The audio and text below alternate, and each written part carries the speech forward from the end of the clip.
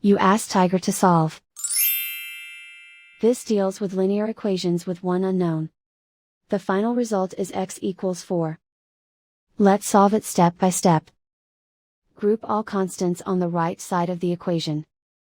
Subtract 3 from both sides. Group like terms.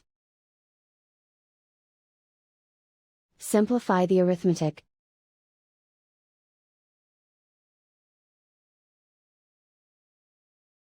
Isolate the x.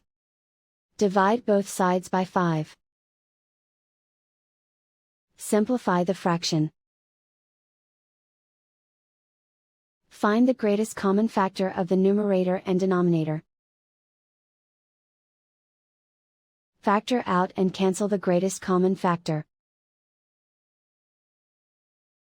And so the final result is x equals 4.